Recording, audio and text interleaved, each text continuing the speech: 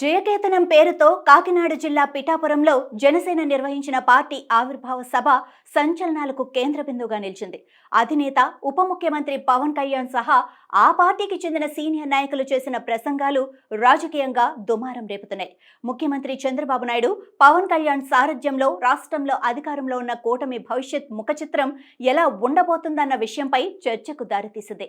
కూటమి భాగస్వామి బీజేపీలో సైతం ఈ కామెంట్లు చర్చకు దారితీస్తున్నాయి. మరోపక్క స్థానిక నాయకుడు మాజీ ఎమ్మెల్యే వర్మను ఉద్దేశించి నాగబాబు చేసిన వ్యాఖ్యలు స్థానికంగా పెద్ద దుమారాన్ని రేపాయి.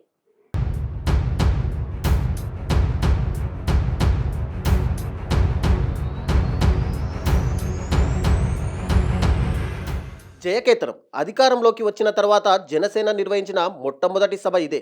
ఫలితంగా ఇందులో ఆ పార్టీ నాయకులు ఏం మాట్లాడతారనేది ఉత్కంఠ నెలకొనగా, దానికి అనుగుణంగానే పవన్ కళ్యాణ్, కాబోయే ఎమ్మెల్సీ నాగబాబు, మంత్రుల ప్రసంగాలు ఉన్నాయని రాజకీయ విశ్లేషకులు అంటున్నారు. ప్రత్యేకించి ఈ సభలో నాగబాబు చేసిన ప్రసంగం సంచలనాలకు తెరతీసింది. మాలో ఎవరైనా ఇంకెవరైనా సరే పవన్ కళ్యాణ్ గారి విజయానికి నేనే దోహదపడ్డాను అని ఎవరన్నా అనుకుంటే అది వారి కర్మ, అంతకంటే ఏం చేయలేదు. పిఠాపురంలో పవన్ కళ్యాణ్ విజయానికి దోహదపడింది పూర్తిగా జనసేన నాయకులు, కార్యకర్తలేనని తేల్చి చెప్పడం, తామే గెలిపించామనుకుంటే అది వారి కర్మేనంటూ చురకలు అంటించడం అందరి దృష్టిని ఆకట్టుకుంది. తెలుగుదేశం పార్టీ సీనియర్ నాయకుడు, పిఠాపురం మాజీ ఎమ్మెల్యే ఎస్విఎస్ఎన్ వర్మను ఉద్దేశించి నాగబాబు పరోక్షంగా ఈ వ్యాఖ్యలు చేశారనేది బహిరంగ రహస్యమే. గత ఏడాది జరిగిన ఎన్నికల్లో పవన్ కళ్యాణ్ కోసం తన సీటును త్యాగం చేసిన వర్మ పొత్తులో భాగంగా పిఠాపురాన్ని వదులుకున్నారు. తొలి జాబితాలోనే ఆయనకు శాసనమండలికి పంపిస్తానంటూ చంద్రబాబు సైతం అప్పట్లో హామీ ఇచ్చిన టీడీపీ కూటమి అధికారంలోకి వచ్చిన తర్వాత జరిగిన ఎమ్మెల్యేల కోటా ఎమ్మెల్సీ ఎన్నికల్లో వర్మకు చోటు దక్కలేదు.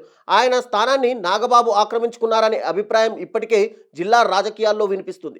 దానికి అనుగుణంగా అదే నాగబాబు ఇప్పుడు జనసేన ఆవిర్భావ సభ వేదికగా పరోక్షంగా వర్మను ఉద్దేశించి తాజా వ్యాఖ్యలు చేయడం ప్రాధాన్యతను సంతరించుకుంది. సాక్షాత్ చంద్రబాబే హామీ ఇచ్చినా కూడా శాసనమండలికి వర్మ ఎంపిక కాలేకపోయారనే అసహనం ఇప్పటికే వర్మ క్యాడర్లో వ్యక్తమవుతుంది.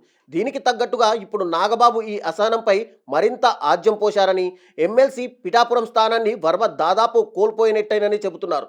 జనసేన ఆవిర్భావ సభ తర్వాత వర్మకు పిఠాపురంలో చోటు ఉండకపోవచ్చని అంటున్నారు. ఫలితంగా ఆయన ఎలాంటి నిర్ణయాలు తీసుకుంటారు, అనుచరుల్లో నెలకొన్న ఈ అసహనాన్ని, అసమ్మతిని తెలుగుదేశం అధినాయకత్వం ఎలా చల్లారుస్తుంది, నాగబాబు వ్యాఖ్యలు చేసిన డ్యామేజీని కవర్ చేస్తుందా లేక దీన్ని తేలిగ్గా తీసుకుంటుందా అనేది వేచి చూడాల్సిందే.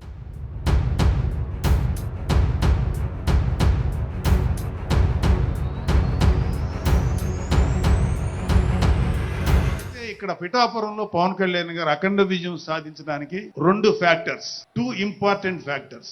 ఒకటి మన ప్రెసిడెంట్ జనసేనాని పవన్ కళ్యాణ్ గారు అయితే, రెండో ఫ్యాక్టర్ పిఠాపురం జన సైనికులు, పిఠాపురం పౌరులు, పిఠాపురం ఓటర్స్. వీళ్ళిద్దరూ లేకపోతే మేము ఎంత ఏమి చేసినా ఏం ఉపయోగం లేదు. సో మాలో ఎవరైనా ఇంకెవరైనా సరే పవన్ కళ్యాణ్ గారి విజయానికి నేనే దోహదపడ్డాను అని ఎవరన్నా అనుకుంటే అది వారి కర్మ, అంతకంటే ఏం చేయలేదు.